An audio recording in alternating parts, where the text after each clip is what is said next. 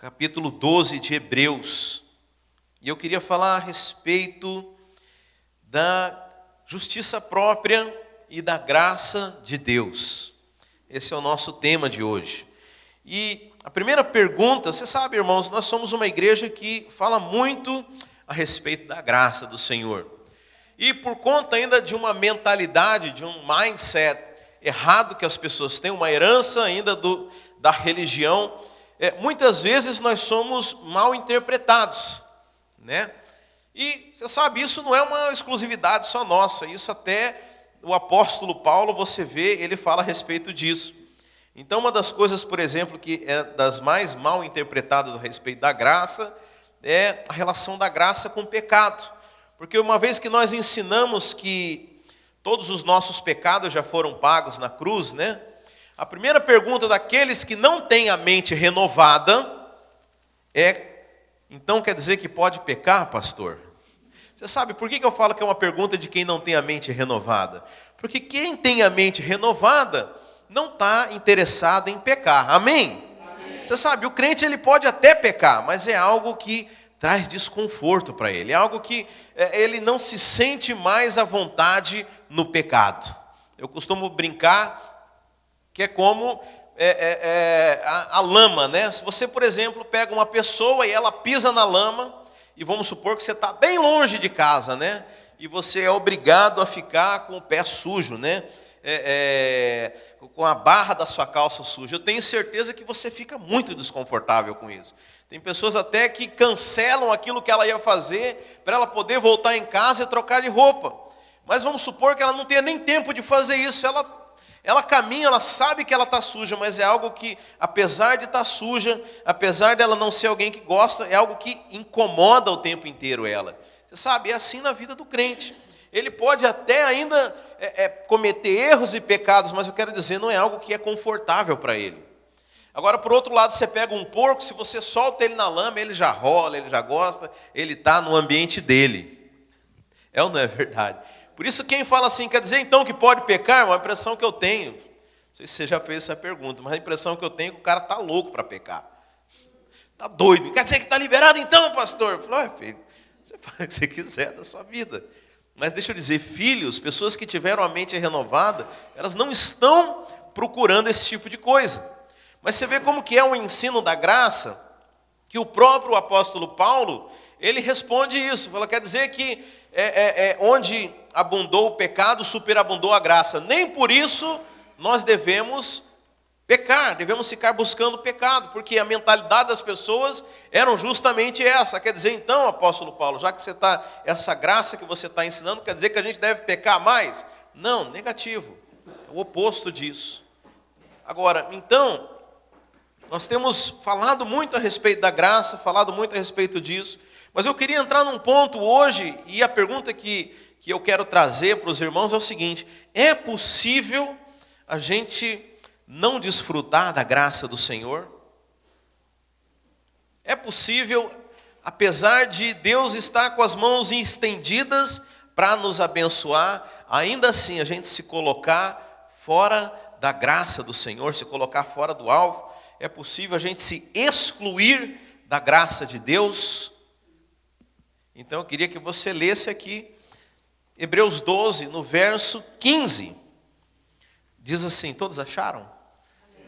Quase não tem barulhinho mais de papel, né? Tudo eletrônico, então a gente não sabe se os irmãos estão procurando ou se já acharam. Diz assim: cuidem que ninguém se exclua da graça de Deus. Cuide que ninguém se exclua. Você está me entendendo? A graça de Deus, irmãos, olha para cá. Já achou? Olha para cá. Não lê tudo não, que nós vamos por partes. É possível, irmãos, para que você entenda, a graça de Deus, ela sempre flui. Isso é importante que você entenda, porque eu, durante muito tempo, aprendi dentro de uma doutrina errada, a doutrina que fala a respeito da... eu chamo ela, com todo respeito a quem acredita, mas eu chamo de doutrina do bem me quer, mal me quer, né? Hoje Deus me quer, hoje Deus não me quer, bem me quer, mal me quer, né? E nessa doutrina, que fala basicamente a respeito do seguinte: que você, quando faz algo errado, você, quando comete algum pecado, o Espírito Santo se retira de você e naquele momento você não é salvo. Então você imagina o livro da vida como deve ser uma coxa de retalho, né? De apaga, escreve, porque pelo menos eu na minha vida já passei por muitos altos e baixos, né? E você sabe, uma dessas doutrinas, dentro dessa doutrina, fala o seguinte, que quando você peca, o Espírito Santo se retira de você. E se você olhar, onde que essa doutrina é baseada? Ela é baseada na sua percepção. Ela é baseada numa experimentação, em algo sensitivo. Mas qual que é o problema disso? Nós não nos baseamos em sentimentos. A Bíblia fala que nós não vivemos por aquilo que nós vemos, mas nós vivemos baseados na palavra de Deus. Mas por que eu falo isso? Muitas vezes quando nós pecamos, quando nós paramos de buscar intimidade com Deus, o que acontece, irmãos? Muitas vezes a gente perde, não sente mais a presença do Espírito Santo, não sente mais Deus falando conosco, não perde toda a sensibilidade espiritual. E então, logo, qual que é a conclusão que as pessoas chegam? Deus se retirou de mim, a presença dele foi embora. Deus não está mais aqui. E você sabe, isso é um entendimento errado. Para que você entenda, só para facilitar, só para abreviar um pouco a explicação. Se você for lá no Velho Testamento, eu estava, não sei, conversando com quem um dia desse, eu falei, olha, se você vai começar a ler a Bíblia e estudar, começa pelo Novo, porque o Velho Testamento, ele é literal, porque ele registra fatos que aconteceram como livro histórico, mas o sentido dele para nós hoje tem que ser profético. Você tem que entender a simbologia que está no Velho Testamento. Então, se você for levar ao pé da letra, você vai ter muito problema no Velho Testamento, né? Aliás, esse é o grande problema de muitos crentes que querem levar ao pé da letra o que está escrito lá, em partes. Porque eu nunca vi, por exemplo, alguém apedrejar o filho que é desobediente. Alguém viu isso? Então partes obedecemos, parte ignoramos, né, do Velho Testamento. Mas veja, no Velho Testamento fala a respeito da lepra. E eu quero que você entenda que a lepra no Velho Testamento, ela aponta para o pecado. Agora, qual a relação da lepra com o pecado? Você sabe, a lepra, aliás, hoje em dia, essa terminologia está até ruim, né? Hanseníase, né? O nome da doença, né? Fala a respeito da perda de sensibilidade, é ou não é, irmãos? Então, veja, o pecado, ele nos torna insensíveis. Os irmãos estão entendendo? A perda de sensibilidade. Então, aquela pessoa que está em contato com o pecado, aquela pessoa que está nas práticas erradas, ela perde a sua sensibilidade espiritual. Agora eu te falo, se você tocar uma pessoa que perdeu a sensibilidade na pele, você encosta nela, ela não sente. Agora, por causa disso, você não está tocando ela, ou é ela que não está sentindo o seu toque? Vocês estão entendendo, irmãos? Então, não é que o Espírito Santo deixa de falar com você, mas você se torna insensível. Você não consegue escutar a voz de Deus. Você perde a sensibilidade. Por isso que nós praticamos como vida cristã aquilo que é chamado de disciplinas espirituais. Sei que esse nome disciplina é horroroso, né? Ainda mais nos dias de hoje, onde a gente vive o humanismo, né? E o que o humanismo prega? Não, você tem que fazer aquilo que você se sente bem. Se você achar que acordar muito cedo para ir para a igreja é ruim, então você não precisa ir. Se você achar que tal coisa você vai se sentir mal, não faça. Agora, quando o negócio é trabalho, aí pode sentir bem ou mal, você tem que ir, senão não entra comida, né? Deixa eu falar. Seja disciplinado para as coisas de Deus. O apóstolo Paulo fala que um atleta, ele se disciplina. Eu já comentei aqui, eu vejo às vezes crianças, né, que já têm um biotipo atlético, elas começam a treinar por 8, 10 anos antes de uma Olimpíada para estar preparada, para ganhar uma medalha ali naquele momento. O apóstolo Paulo fala para ganhar uma coroa que é corruptível, para ganhar algo que dali a 3, 4 meses, outro já superou o recorde, já nem ninguém lembra mais, aquilo não vale mais nada. Então tem pessoas que se dedicam com alta disciplina. Imagina nós, que corremos por algo que é eterno. Então nós precisamos nos disciplinar, precisamos nos aplicar, precisamos nos esforçar para que nós venhamos a receber a coroa verdadeira, e não a coroa corruptível. Agora, coroa corruptível pode ser muitas coisas na sua vida. Coroa corruptível pode ser um carro novo. Coroa corruptível pode ser uma casa. Coroa corruptível pode ser um título, pode ser um diploma. Quantas vezes nós aplicamos a nossa vida com tanto esforço? Eu tenho, lá no Brasil, tem uma profissão que aqui não tem. Chama concurseiro. O cara, qual é essa profissão? Concurseiro. O que é concurseiro? O cara fica estudando para prestar concurso público, né? E eu me lembro de pessoas que passavam, de colegas meus, né? É muito comum isso, principalmente na área do direito, né? E a turma, não, vamos sair, vamos para... Vou falar bar aqui, os irmãos vão escandalizar, se eu falar que eu ia em bar lá no Brasil. Vamos num bar. Ninguém falou nada, acho que vai escandalizar. Vamos para a igreja, vamos para a igreja sexta-noite. Não, eu tenho que ficar estudando aqui. Você sabe quantas pessoas se dedicam com tanto esforço para conquistar?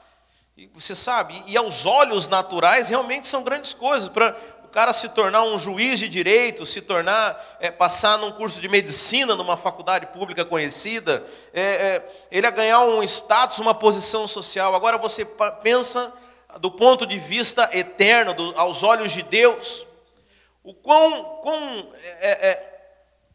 pequeno isso é, o quão curta é a nossa vida aqui. E Deus fala assim: vocês se esforçam tanto para essas coisas que são corruptíveis, porque a Bíblia fala que tudo que está nessa terra aqui vai passar, vai ficar velho, vai acabar. E ao mesmo tempo você ignora as coisas que são eternas. Então veja, o desafio que a Bíblia nos faz: seja em vista, seja disciplinado, cresça, avance, conquiste aquilo que é eterno. Então, a Bíblia diz que nós devemos nos disciplinar. Então, voltando aqui, porque a respeito das disciplinas, né? O que nós chamamos de disciplinas espirituais, irmãos? São pelo menos 3, eu posso falar para você aqui, tem mais. Mas basicamente, as 3 que Jesus menciona lá em Mateus 6, quando ele conversa com seus discípulos. Então Jesus, ele menciona 3 disciplinas em Mateus 6. Ele fala para os seus discípulos o seguinte: quando vocês forem orar, vocês entrem no quarto de vocês, fechem a porta, orem em secreto, e aquele que te vê em secreto te recompensará. O que mais? Aliás, eu falei que ele menciona 3, mas eu acho que ele não menciona a leitura da Bíblia, né? A meditação na palavra. Mas é também uma disciplina das mais conhecidas. Jesus fala assim: quando vocês forem jejuar, não façam isso para que os outros vejam que você está jejuando. Mas lave o seu rosto, se arruma bem, para que ninguém perceba. E isso que você faz em secreto você vai ser recompensado. Então nós chamamos isso de disciplinas do Espírito, né?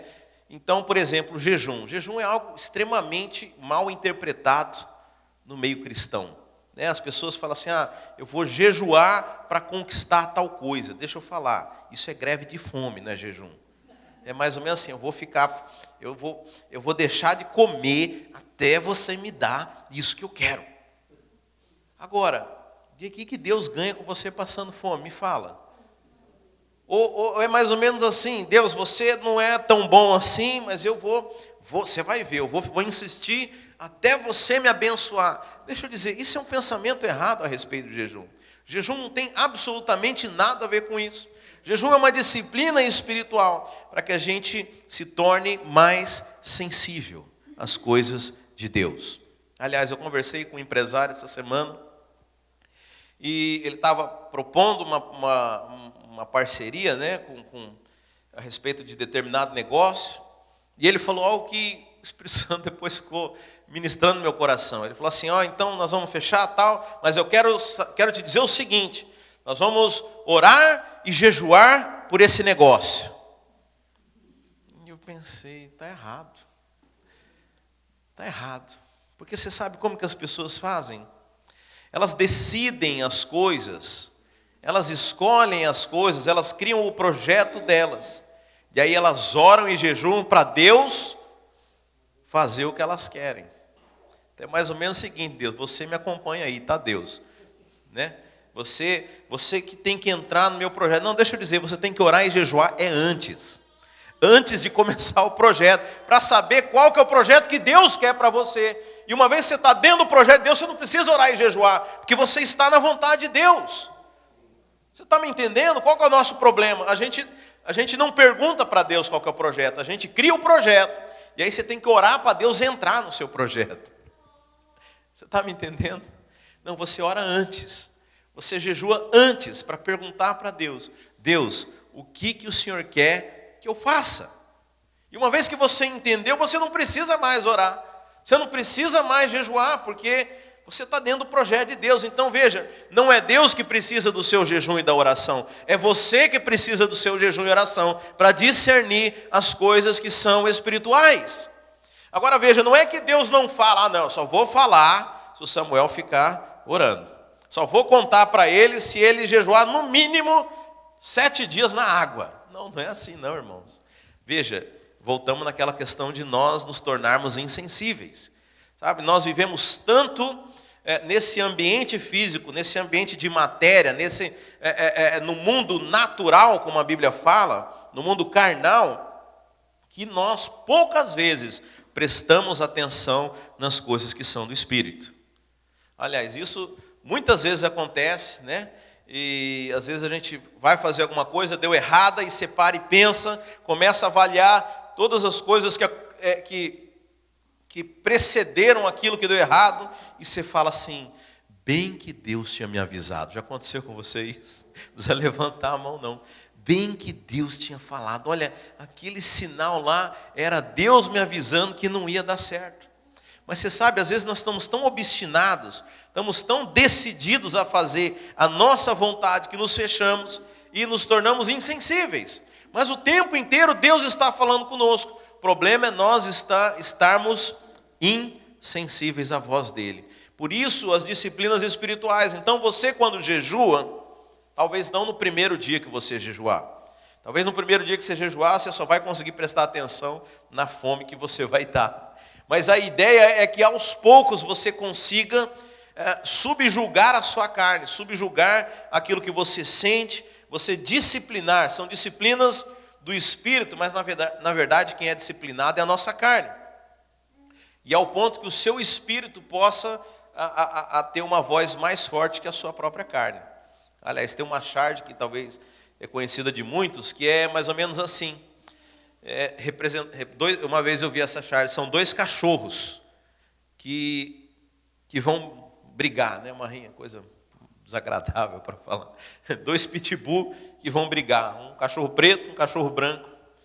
E a pergunta é assim: qual desses 2 cachorros que vai ganhar essa luta? Bem, ninguém sabe. Mas ali em seguida fala assim: o que vai ganhar é aquele que você alimentar mais. Imagina que você tem aí 1 mês antes dessa luta e você vai cuidar dos 2 cachorros. Não faça isso em casa. E você vai apostar num deles. Mas você está cuidando dos 2. Então imagina, você fala assim: bem, se eu quero que esse ganhe, eu vou apostar nesse. O que eu vou fazer? Eu vou dar alimento para esse e vou tirar o alimento do outro, de tal modo que o outro fique fraco. Mas isso fala a respeito da nossa carne e do nosso espírito. Então, aquele que você alimentar mais vai ser aquele que vai prevalecer na sua vida. Agora eu pergunto para você: quem você tem alimentado nesses dias? A sua carne ou o seu espírito? Sabe, muitas vezes é essa a questão. Não é que Deus não fala conosco, não é que eu não consigo ter discernimento, pastor, ora por mim aí, porque eu não consigo. Não, veja, o problema é que muitas vezes nós nos tornamos insensíveis porque só alimentamos a nossa carne, só alimentamos a nossa mente, ignoramos as coisas que são do Espírito. E por isso a importância, por isso Jesus ele não fala assim: olha, o dia que você for jejuar, você faz desse jeito. Não, Jesus fala assim: quando jejuar. Ele não fala assim: se você for jejuar algum dia na sua vida, né? Ele diz assim: quando você for jejuar. Então não é se, é quando. E é interessante que o fariseu jejuava 2 vezes por semana.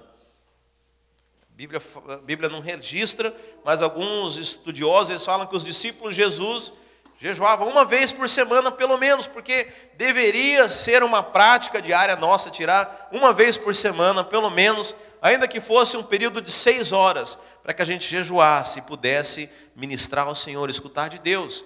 Da mesma forma da oração, Jesus fala assim, olha, quando você entrar no seu quarto, a impressão que dá é que é algo que deveria ser constante e diário. E da mesma forma também a leitura da Bíblia, que é outra disciplina do Espírito, deveria ser algo constante e diário nas nossas vidas, porque essas são coisas que alimentam o nosso espírito. Ao passo que existem outras coisas que alimentam a nossa carne, e o problema é que nessa balança, se você alimenta mais a sua carne, você vai ser alguém guiado pela carne, vai viver dentro de um mundo que é natural, sem perceber e sem ter experiências com o Espírito de Deus. E deixa eu dizer, por mais que a gente se esforce, você vai chegar no culto domingo, tem muita coisa que você não vai, simplesmente, tem muita coisa que vai passar batida, você não vai receber, porque simplesmente o seu espírito não está ativado, está embotado, sabe? É interessante isso também, que é uma passagem que Jesus chega para os seus discípulos e ele vai lavar os pés dos discípulos, e ele chega em Pedro, e Pedro fala, deixa eu lavar seus pés, e Pedro fala assim, não, de modo algum eu sou digno, você não vai lavar meu pé que nada, e Jesus falou assim, quem eu não lavo o pé não tem parte comigo. Aí muda a história, né, porque Pedro era um cara de extremos, né, sanguíneo, ele falou assim, não, então me lava inteiro. Jesus falou, não, só os pés, vós já estáis limpos pela palavra que eu vos tenho dito. Então deixa eu só para que você entenda, por que os pés precisam ser lavados, irmãos? Porque os pés, você imagina, não existia tênis, não existia sapato. Na época de Jesus existia sandálias. E veja, também não tinha asfalto, não tinha calçada, não tinha cimento. Eles andavam na terra, no chão batido. Então você imagina, e as caminhadas eram longas, não tinha carro. Então eles iam caminhando, iam suando, e eu imagino que aquele suor ia escorrendo para os pés. Aquela sandália era aberta, onde ele ia pisando no chão batido, ia levantando aquela poeira, e aquilo ia virando um barro nos seus pés. Por isso que todo lugar onde eles iam, eles precisavam lavar os pés, porque aquilo se tornava um barro. Então, agora o que isso aponta aos nossos pés? Aponta para a nossa parte do nosso corpo, aponta para nós o nosso contato com o mundo. Como nós lemos noutra reunião, no culto de ceia, Jesus, em João 17, ele ora para Deus, Pai, eu não peço que os tire do mundo, mas que os mantenha no mundo e que eles suportem o mundo. Veja, Deus não nos tirou do mundo, agora tem um problema. A poeira desse mundo vai nos sujando, vai nos embotando e nós vamos perdendo a nossa sensibilidade. E a palavra de Deus é quem nos limpa. Amém, irmãos? Sabe, eu estava conversando, não lembro com quem que era, mas você sabe, às vezes, no aconselhamento cristão, nós como pastores, nós temos que ouvir coisas extremamente desagradáveis. Não estou falando que é a pessoa que fala coisa ruim, mas testemunhos. Às vezes a gente escuta a respeito de abuso de crianças, a respeito de coisas terríveis. E às vezes a gente sai mal dessas coisas, sabe? E é preciso chegar diante de Deus e falar, Senhor, por favor, me limpa. Limpa minha mente, tira essas coisas.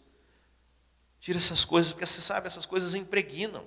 É como você, às vezes, está conversando com alguém que está fumando, essa pessoa bafora aquela fumaça. Você não estava fumando, mas aquela fumaça agora está em você. É importante que você peça ao Senhor para te limpar. E a Bíblia diz que a palavra do Senhor é que nos limpa. Você sabe, nós temos que ter essa constante limpeza. Sabe? A Bíblia fala da lepra, mas a sujeira também nos traz insensibilidade para as coisas de Deus. Insensibilidade. Tem pessoas que estão tão impregnadas do mundo que elas não conseguem compreender a mensagem, não conseguem ouvir de Deus. Agora deixa eu falar. Se você é um crente que não ouve, não percebe, não tem percepção espiritual, deixa eu te falar. O que mudou na sua vida? Porque você sabe, há um salmo, acho que é o salmo. Toda vez eu lembro que a irmã Angélica me ajudou da outra vez, nesse salmo. Fala assim, daqueles que têm boca, mas não falam, dos ídolos, né? Tem nariz, mas não cheira, tem olhos, mas não veem, tem mãos, mas não apalpam. É o Salmo 115. Acertei. Deixa eu ler para você aqui rapidamente. Salmo 115 diz assim: não a nós, Senhor, não a nós, mas ao teu nome dá a glória, por amor da tua misericórdia e fidelidade. Porque diriam as nações: onde está o Deus deles? Agora olha que interessante. No céu está o nosso Deus, e tudo faz como lhe agrada. Prata e ouro são os ídolos deles. Está falando das religiões pagãs que construíam ídolos, que construíam estátuas, e as pessoas adoravam aquelas estátuas. Então diz assim: prata e ouro são os ídolos deles, obra das mãos de homens. Você vê, antigamente era melhor, era prata e ouro, né? Hoje em dia é gesso, concreto, que eles fazem as estátuas, né? Agora olha no verso 5 do Salmo 115. Tem boca e não falam, tem olhos e não veem, tem ouvidos e não ouvem, tem nariz e não cheiram, suas mãos não apalpam, seus pés não andam, sem nenhum som nenhum lhe sai da garganta. Então veja, isso aqui está falando a respeito de deuses, dos ídolos. Agora é interessante que, se não me engano, em Hebreus mesmo, que fala assim, que fazendo uma menção a esse salmo, diz assim que o nosso Deus é um Deus que fala. Então veja, o Deus deles tem até boca, mas não fala. O nosso Deus fala. Agora eu pergunto, os servos do nosso Deus escutam? Porque tem um problema, não adianta ele falar. É preciso que a gente escute. E muitas vezes nós nos conformamos com a religião daquele Deus que era estátua. E um dia alguém te chamou para conhecer o Evangelho, alguém te trouxe para o cristianismo, e você aceitou a Cristo, você entendeu o plano da salvação, mas a sua relação com Deus é ainda conformada com a maneira errada de se relacionar. O relacionamento ainda com aquela estátua. Você não escuta. Agora deixa eu dizer, o nosso Deus fala. O nosso Deus fala. Nós precisamos aprender a escutar. Se nós não entendermos, se nós não aprendermos a discernir a voz de Deus, eu quero dizer, não tem diferença nenhuma daqueles que adoram esses deuses estátuas. Aliás, há uma diferença, porque você é salvo, mas você continua vivendo os mesmos problemas das pessoas do mundo. Agora eu pergunto, será que tem crente que vive com os mesmos problemas das pessoas daí de fora? Não precisa responder, não. Mas talvez essa é a diferença, porque o propósito de Deus é que nós sejamos sensíveis, é que nós sejamos sensíveis e obedientes à sua palavra. Agora, se você não consegue entender, se você não consegue ouvir a voz dele, como é que você vai ser obediente? E aí muitos caem no problema da religião. Qual que é? O que as pessoas dentro da religião aprendem? Ele se converte, e ele é um crente muito sincero, e ele fala: pastor, agora que eu sou convertido, me fala aí, o que eu posso e o que eu não posso fazer? Já caiu nessa tentação, né? O que é certo e o que é errado? Pode beber ou não pode beber? Pode fumar ou não pode fumar? Pode ir no bar ou não pode ir no bar? O que pode e o que não pode, pastor? Eu falo, não sei, filho. Não sei. Porque o conhecimento do bem e do mal é uma árvore que o Senhor nunca quis que nós comêssemos. O certo e o errado. Por outro lado, há uma árvore da vida. E quem se alimenta da árvore da vida, esse sabe o que é certo e o que é errado. Você sabe qual que é uma das principais e mais bonitas cláusulas da nova aliança?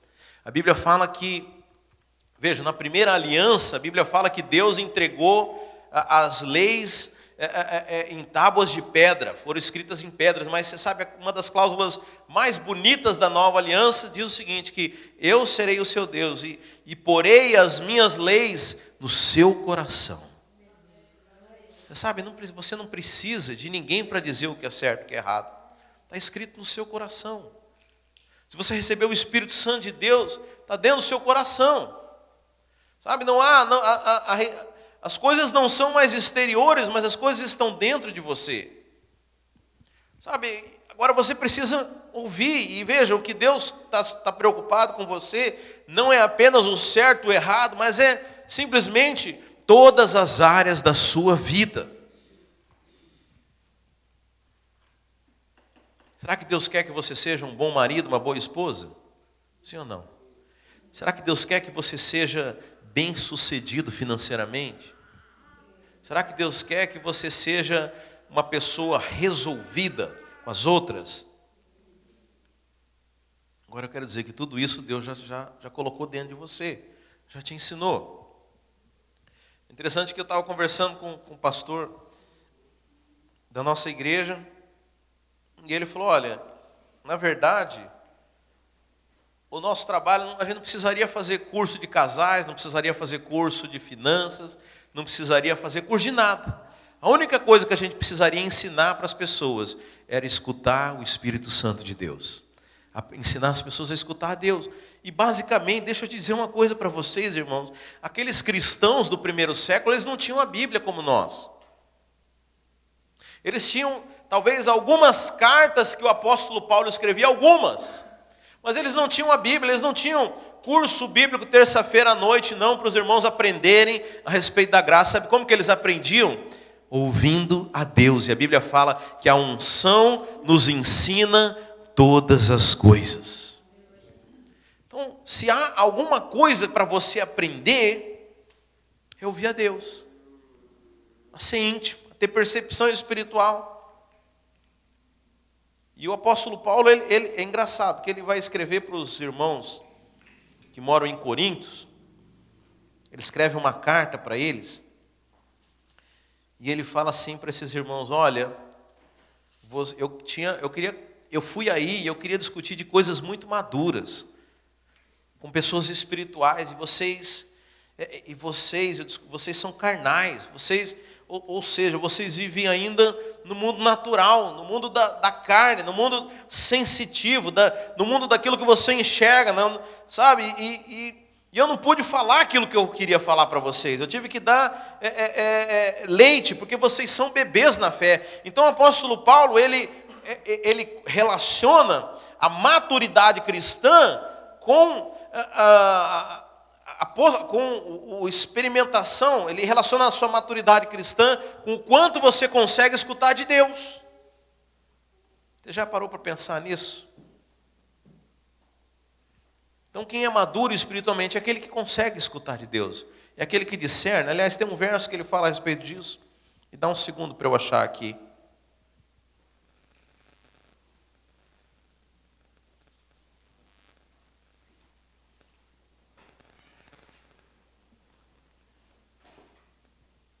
Onde ele fala assim, que aqueles que são maduros na fé,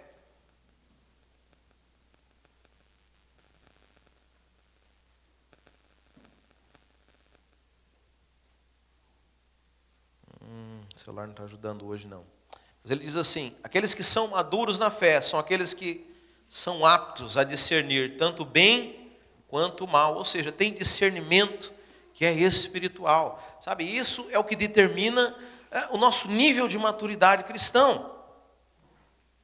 Porque senão você vai ficar sempre dependendo de outro. Sabe que essa é uma característica da criança. A criança, ela sempre depende de alguém.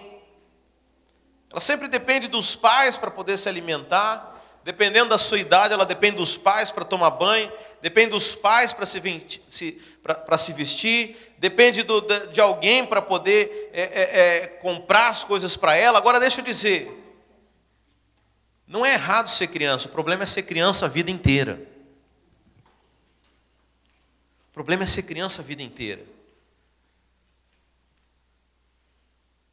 E o que Deus quer para nós é que nós venhamos a crescer, porque você sabe, criança ela não tem um projeto, criança não pode fazer muita coisa, criança ela é inofensiva. Já viu crente que é inofensível para o mundo espiritual? Aliás, vive correndo o diabo. Deus criou você para você correr atrás dele. Não é para correr dele, é correr atrás dele. Você está me entendendo? Tem nada a ver com o que os crentes estão vivendo hoje. A Bíblia fala que nós fomos ungidos para trazer liberdade para quem é cativo. A Bíblia falou que as portas do inferno não prevaleceriam contra a igreja. Você sabe o que isso quer dizer? Que imagina que o inferno é uma fortaleza. Então a igreja vai até o inferno e a igreja ataca o inferno. E essas portas dessa fortaleza não iriam prevalecer, não vão prevalecer contra a igreja do Senhor. Agora o negócio inverteu. O crente ficou com medo do capeta. Porque é criança. Sabe, Deus criou a gente para grandes coisas, mas tem um problema. Se a gente não amadurecer, a gente não vai desfrutar.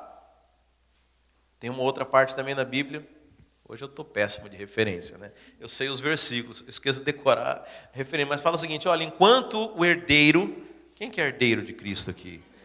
Amém? A Bíblia fala o seguinte, que enquanto o herdeiro é menor, enquanto o herdeiro é criança, enquanto o herdeiro é pequeno, imaturo, em nada ele difere do servo. Que apesar de ser senhor de tudo, em nada difere do servo. Porque ele tem que se sujeitar aos tutores. Você sabe, nós somos herdeiros do mundo. O Senhor nos entregou a terra. O Senhor nos deu autoridade. O homem perdeu a autoridade. Você sabe, Deus havia criado a terra entregue para o homem. O homem perdeu, foi roubado por Satanás, entregou. Jesus veio. A Bíblia fala que ele tomou as chaves do inferno do diabo. Tomou o controle. A Bíblia fala agora, toda autoridade me foi dada nos céus e na terra. E essa autoridade ele entregou para a igreja. Agora, enquanto o herdeiro é menor, enquanto o herdeiro é criança, enquanto o herdeiro é bebê, em nada ele difere do servo. Posto que é senhor de tudo, tem que estar sujeito a tutores. Você sabe, a vida miserável que muitos crentes levam é porque ainda não entenderam as coisas. Só pode entrar, só pode utilizar a herança quem amadureceu, quem cresceu, quem entendeu, quem discerniu a vontade de Deus. Agora, Hebreus 12, deixa eu voltar lá no texto. O horário está acabando, eu não saí da introdução.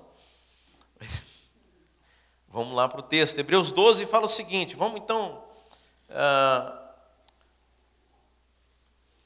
Vamos para um verso aqui, que é o 14. Esforcem-se para viver em paz com todos e para serem santos.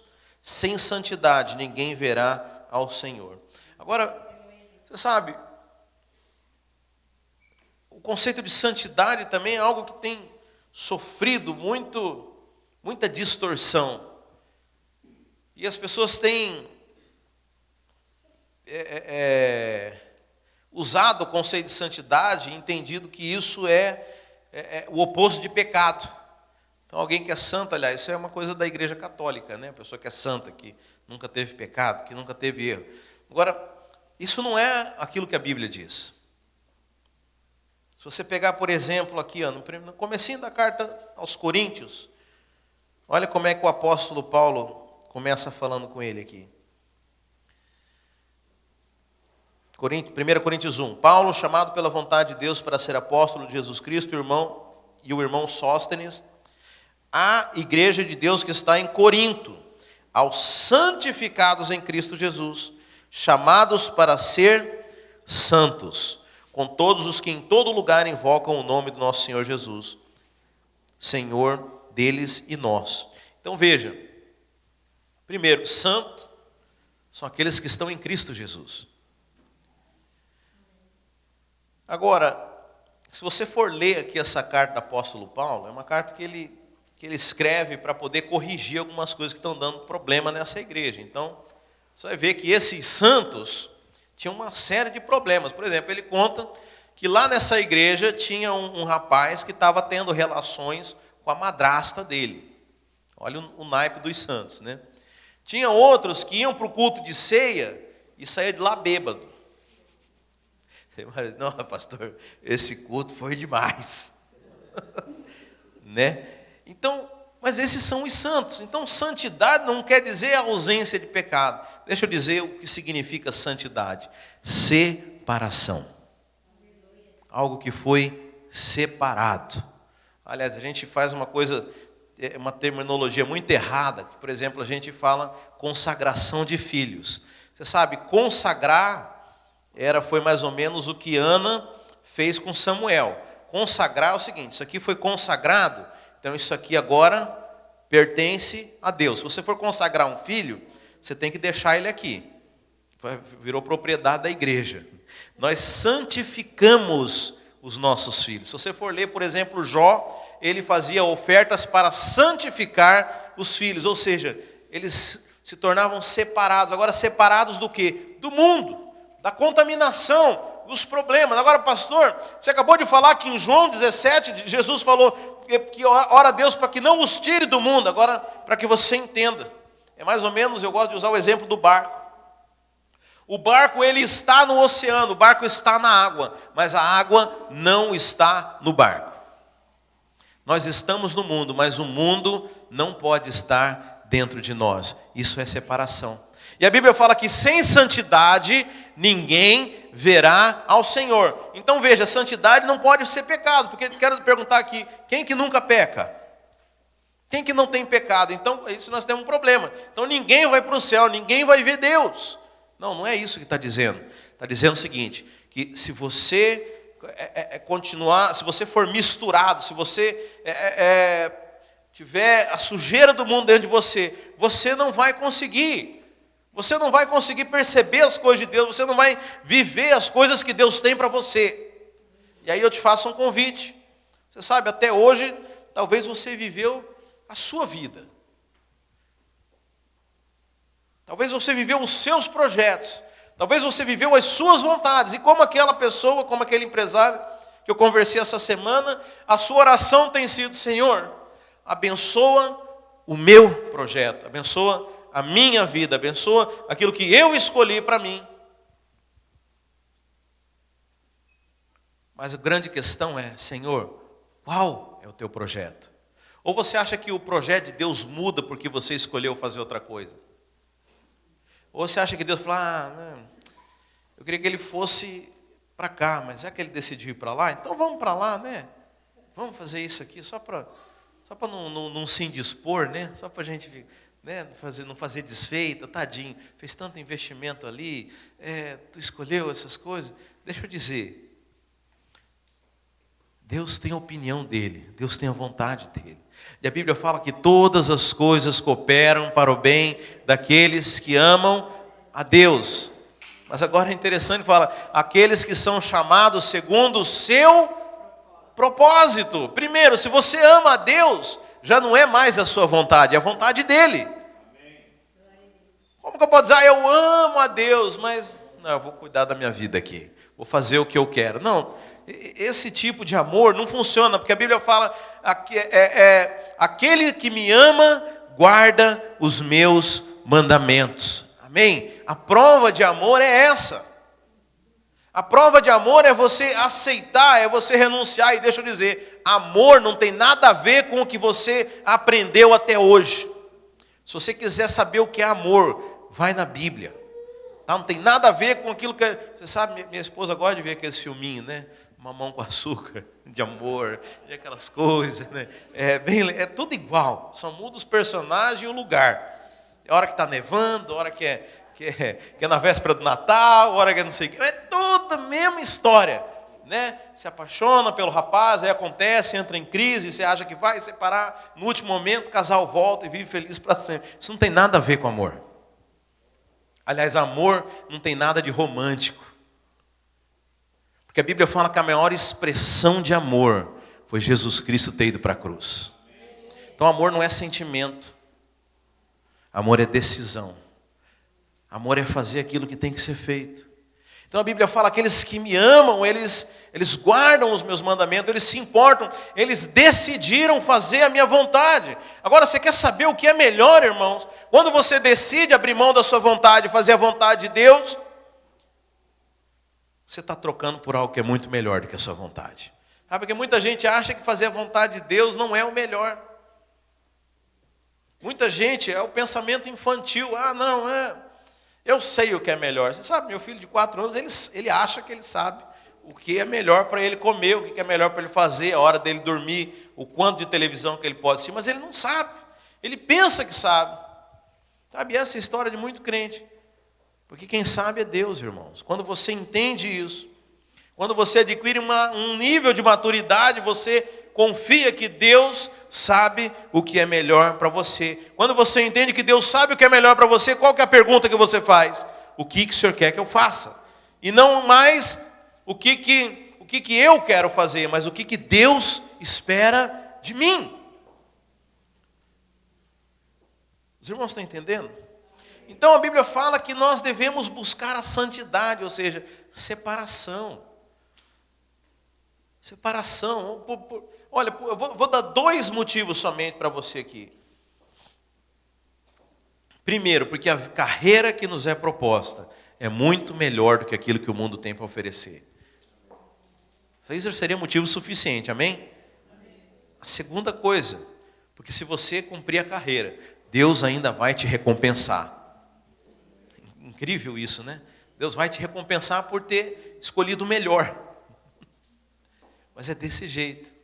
Você sabe, uma coisa que... Eu estou encerrando, irmãos. Uma coisa que às vezes eu não gosto, irmãos, de contar a respeito do meu testemunho. Não gosto, particularmente. Porque aconteceram algumas coisas, algumas decisões que eu tomei na minha vida, e muitas outras pregadores, muitas outras pessoas, ministros de Deus, que também fizeram a mesma coisa, elas dão uma conotação errada. Mas eu vou dizer para você isso. Por exemplo, uma das coisas que aconteceu na minha vida é que o dia que eu entendi isso, eu encerrei todos os processos que eu tinha iniciado, no sentido, tudo aquilo que eu estava fazendo eu parei de fazer. Eu tinha escolhido para mim uma carreira profissional, eu tinha escolhido para mim viver num determinado lugar, fazer determinadas coisas. A partir do momento que eu entendi isso, eu parei com tudo isso. E você já deve ter ouvido alguém falar assim, né? Largou tudo pelo Evangelho. Agora, por que eu não gosto de falar isso? Porque quando a gente fala largou tudo pelo Evangelho, muita gente fala, nossa, tadinho, né? Olha lá, que vida de renúncia, né? Madre Teresa de Calcutá decidiu renunciar a tudo por Deus. E eu acho isso uma tremenda de uma desonestidade com todo mundo. Porque eu não larguei porque eu era bom, eu não larguei porque um anjo apareceu para mim, não larguei porque Deus fez algo de extraordinário. Eu larguei porque eu descobri que a vontade de Deus era melhor que a minha. Eu larguei porque eu entendi que os planos de Deus eram maiores do que os meus. Então não há mérito nenhum. Na pior das hipóteses, há um interesseiro que descobriu algo melhor e escolheu. Você sabe, tem uma parábola na Bíblia que fala disso, de um cara que descobriu uma mina, que ali tinha ouro, e ele corre e vende tudo que tinha para comprar aquela terra. Foi o que aconteceu comigo. Não há mérito nenhum nisso. Sabe, e é interessante que algumas pessoas falam que larga, né? Eu larguei tudo pela obra do Senhor. Deixa eu falar, se você achar que está devendo, volta para fazer o que você estava, ué.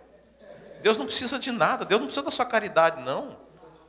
Para com isso, Deus não fica devendo nada para ninguém.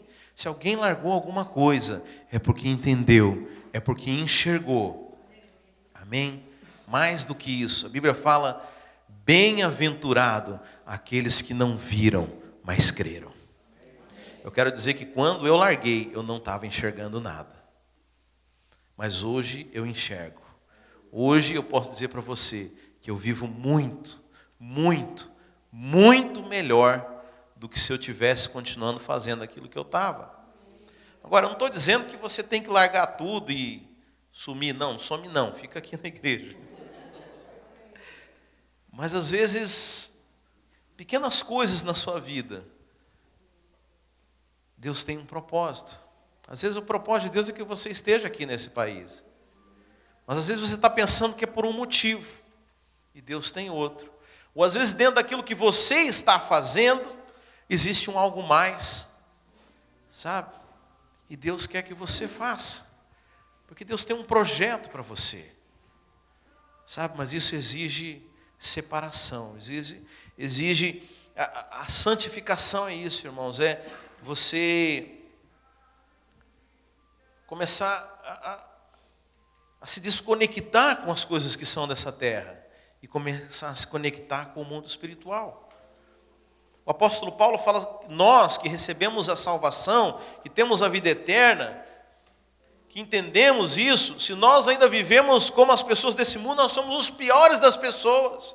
Porque sabe, diante de nós existe agora uma outra realidade, uma outra vida. Sabe, então vamos viver dentro desse ambiente. Sabe, essa é a diferença de um crente para um ímpio.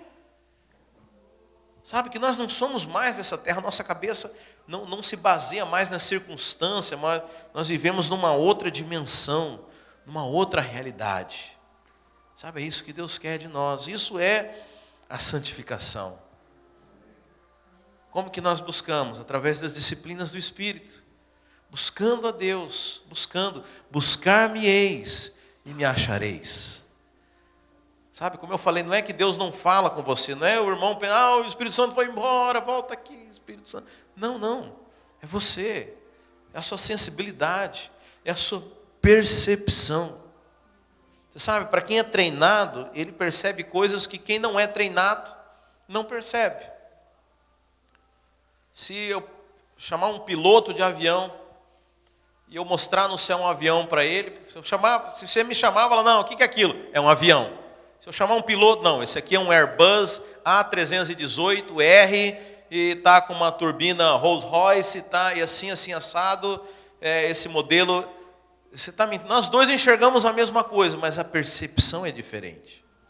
Tem pessoas que vão para um culto, para uma vigília, para algo, e Deus se manifesta, mas ela não é preparada, a visão dela ainda é embotada, ela não tem experimentação, então ela só vê o geral.